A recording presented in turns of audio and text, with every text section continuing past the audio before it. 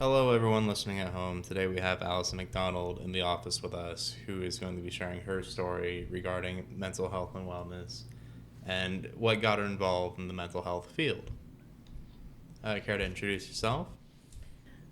Hi, everyone. My name's Allison McDonald, and it's my pleasure to be here with Eric Lohr. And um, here we go. Here we go, indeed. So, did you want to start with just talking about, some of the recent things that have happened and then we could work backwards? Or did you want to start talking about a memory or something that's happened or troubled you with the mental health system? Well, I like the recent. I always like talking about the recent. Even in the support groups that we have, we talk about the most recent things that are going on in our life and not dwell on the past too much. So recently, I have been doing really well. My current mental health is pretty awesome, because I have a tremendous amount of self-care, probably more than the average person. I get enough sleep, I eat well, I exercise, I have good relationships. And, at 54, it's taken me a long time to get to this point, but so I'm at a really good point right now. Mm-hmm. So, a little bit over a year ago, I had a challenging time. I made it through that with, of course, my medication and my counselors and my good relationships, my healthy relationships. So I made it through it. Yeah, Would you say that in your years of being with NAMI and working in this field, that you've made the acquaintances needed for success? yes, and it's still a work in progress. It's always a work in progress. I don't know if it will always be that way. Yeah. But I've met some really wonderful people in my life, from the staff at NAMI to people that I've met in support groups. Super duper, super duper support. I know I've always say this, like my grandmother said to me, if you could count your best friends on one finger, you're a lucky person. And I am very lucky because I can probably count a hand and of people. It's taken me some time to reach this point in my life, where it's very healthy and positive. Um, but yeah, growing up, yeah, it was hard. And I think the classes, the peer to peer that I teach, teaches you tools, how to live well, and it's been a reinforcer as I teach it. So many times I learn something new in every class. It just kind of reinforces it, and um, yeah, I know. If there was any tool from, say, the peer to peer class that you wanted to share with people listening at home, Yeah. what would that be? Well, I think one thing that just pops in my mind is the communication with people. We learn about I statements. I don't know if you know those because I taught you them, but Well, but pretend I don't for a minute, yeah. So when you're something is bothering you and you have something bothering you with another person, it there's a little formula to teach you um, how to communicate with that person so that they don't become defensive and you can get your needs met. Um, like instead of saying something, if I was talking to the person that I had the problem with, and I say you did this, and it made me feel really bad, that tends to make the other person maybe defensive. And Yeah. then nothing gets done, and they start yelling at you. It's just awful. It goes awful, yeah. And then, when you start off with saying like, I feel this way, I feel sad when you didn't talk to me before you did something or something. I don't know, but you say the I statement. You say I feel this when, and so that makes it a lot easier. We practice in the class and the peer-to-peer class, and we kind of do scenarios, and we just all realize, it does make a difference. And I'm realizing communication is so key, and so that's one thing that I've learned in the peer-to-peer. I've also learned mindfulness activities, breathing activities, and the more I learn, the more I realize, some people have trauma, and breathing exercises might be hard for them. So I've gotten some books on that, the trauma that people might have. I've definitely learned more about other people, like through peer-to-peer, like learning the different diagnoses and the different people in the classes. We get to know each other and see our differences, and so it's been really fulfilling. And of course, the classes are confidential as well, so we won't go into any details regarding that. But they are a wonderful resource if you're just trying to figure out a little bit about mental wellness and the troubles and struggles that many people, suffer from on the daily. The resources too, and I think my next step in NAMI is to build, maybe a library where we can have some resources, books to read, and it's kind of right up my alley because my favorite books to read are self-help books anyways. So I think it'll be, once it gets going and we have some volunteers that want to help build it, that'll be great. Yeah. Another question for you is, what introduced you to NAMI in the first place? Oh, it was like 2003 or 4, maybe 2004. And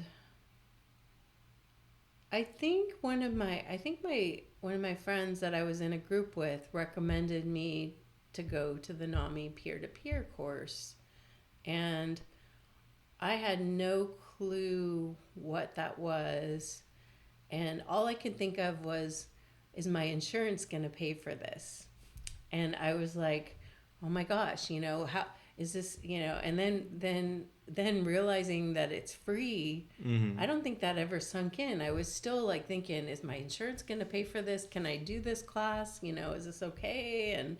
And but it's free. And it was like right awesome. There too, which is nice. Yeah. And I didn't even, like, at that time,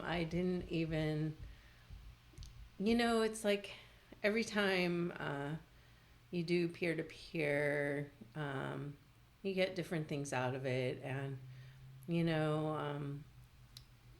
just being there, and like just the only thing I remember about going to peer-to-peer for that first time was one of the one of the bits of advice was like, if you're in crisis, then and you don't know who to call, you can get your phone book and just put your finger on the first name you see and call that person. If you can't, sometimes when you're in crisis, it's so hard to get anything done. And that little thing, I mean, that could have been just something someone said. It's not part of the curriculum of peer to peer, but someone said that, and sure enough, like I was in crisis and didn't have anyone to call, and I ended up calling a best friend from high school, and she was totally supportive, and yeah, so that I mean, if anything, the little things that you do get out of the class make such a difference. It could be one little thing, like how to look in your phone book for help, you know. So It sounds to me like peer-to-peer has been a fabulous resource for you. Do you use all those skills just daily, or is it something you just have in like a handy toolkit if something goes wrong? yeah, I don't know if I use them.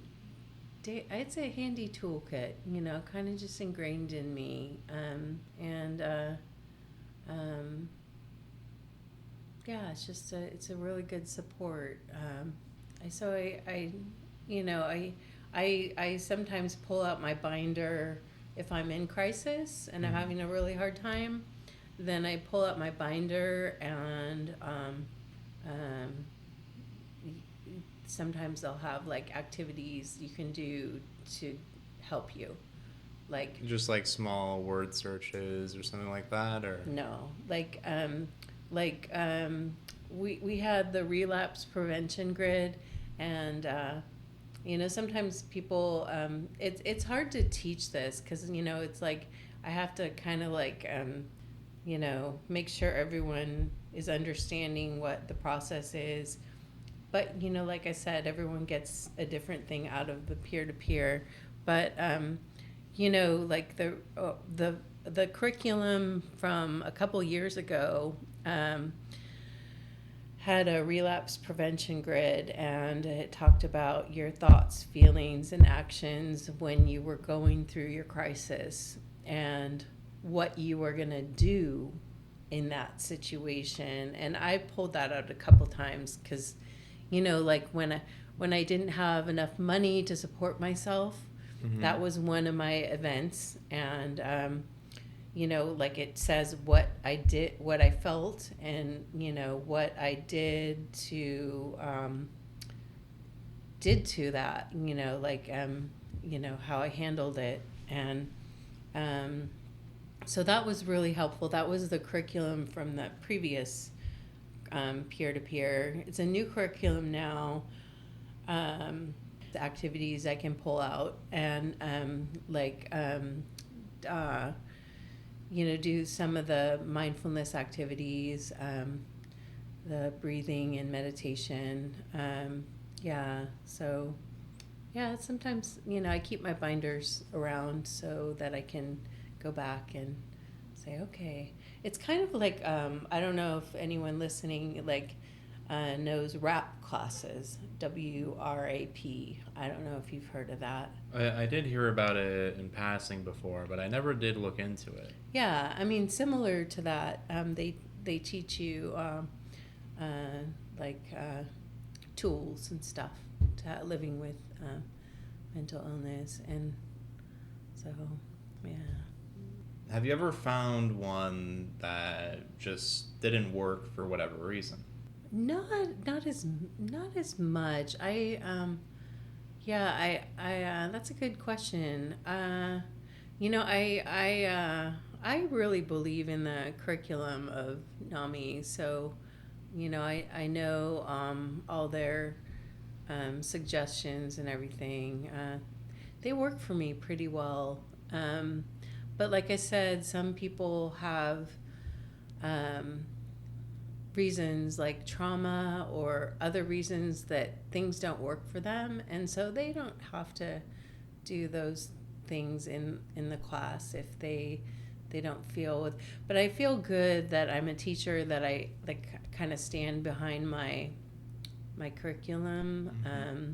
I think that's pretty important, if you don't believe what you're selling, it doesn't really work as well. Yeah, it is. It is so wonderful to see people that want to go on the path to recovery, and like when they're willing to do that, I am 100% for them, with them, um, and it's really awesome to see. Yeah, I've made connections like in my life, at my jobs, at my in the peer-to-peer classes, in support groups, sometimes family, um, and just a lot of my jobs, yeah, and I found that a lot of people are really supportive of mental wellness, and when they hear NAMI and what it's all about, they usually the people in my life really are supportive, and I don't know if I've made like Professional connections? Yeah, I kind of like try to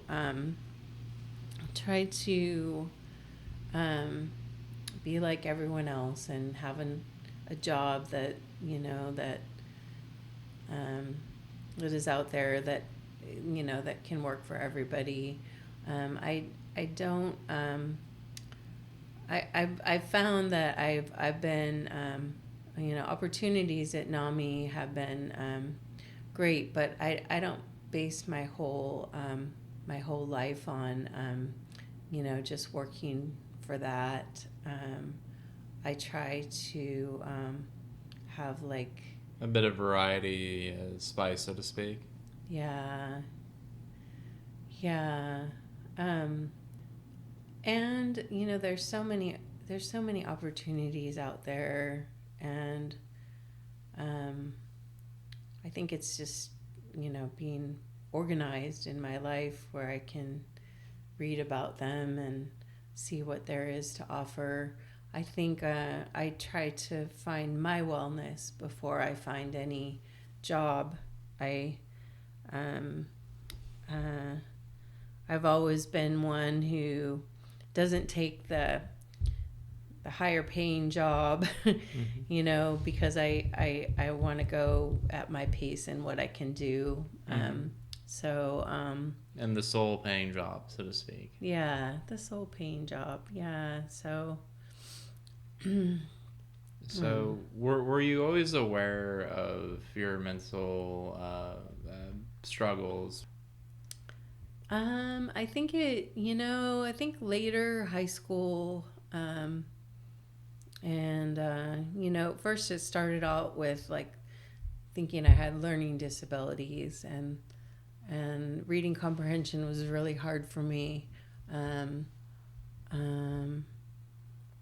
But yeah, like beginning college time, I started having symptoms that were not that were not I don't want to say normal, but just challenges with my mental health, and then had to get on medication, and and all that stuff. But it's kind of funny now, like in retrospect, when I see people going through that same stuff, I just think they need a lot of love and support, and there's a lot to learn out there in life, and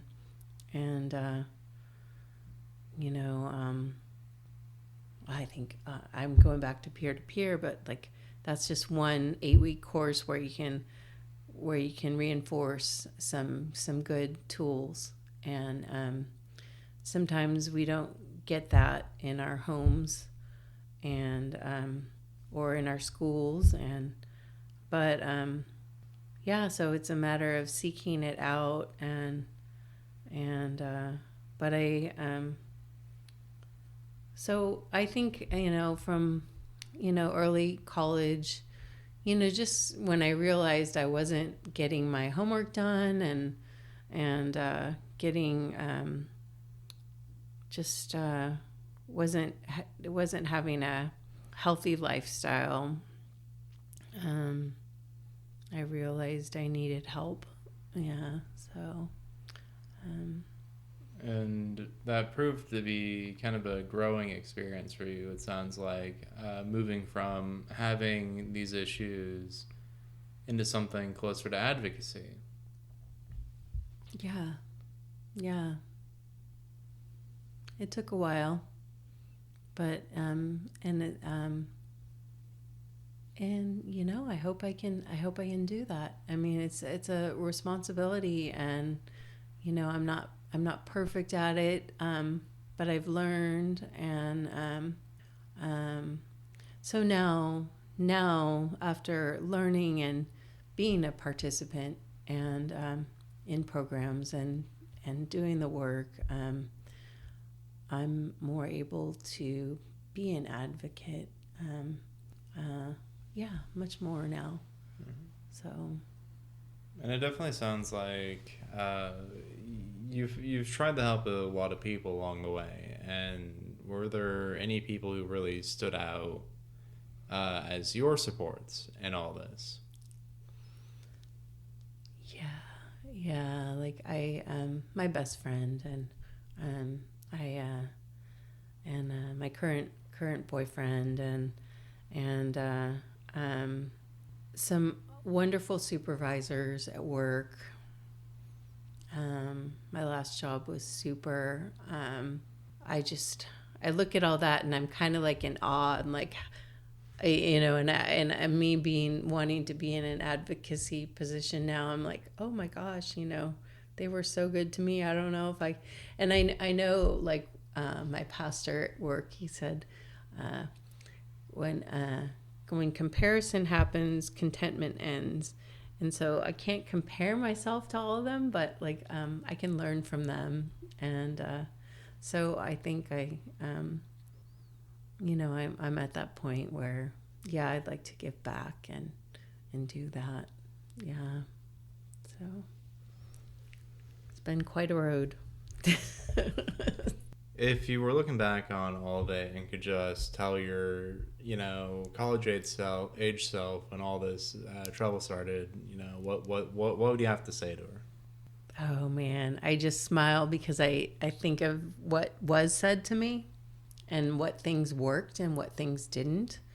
One of my friends at the time said,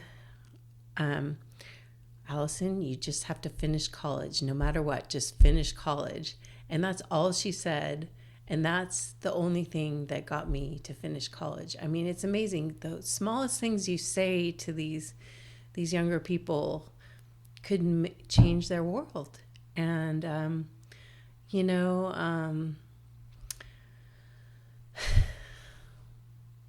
just in that support, it's going to be okay. And I think the family to family classes really help with. They probably have some tools that families could use for their loved ones with mental illness. But I mean, like, just being heard and just